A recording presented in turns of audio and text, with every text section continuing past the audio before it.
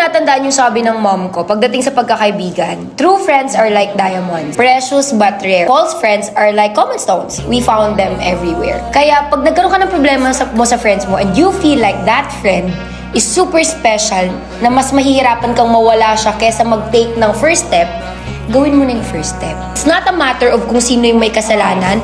It's not a matter of kung sino yung nagkaroon ng mali.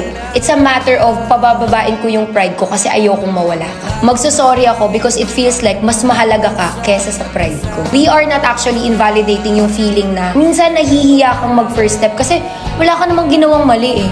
Pero at the end of the day, mas papahalagahan mo ba yung hiyang yon o mas papahalagahan mo kung ano yung pinagsamahan niya? So, isipin mo, would you still allow yourself to be afraid of taking that first move kasi pride nga? O hahayaan mo na lang siyang mawala?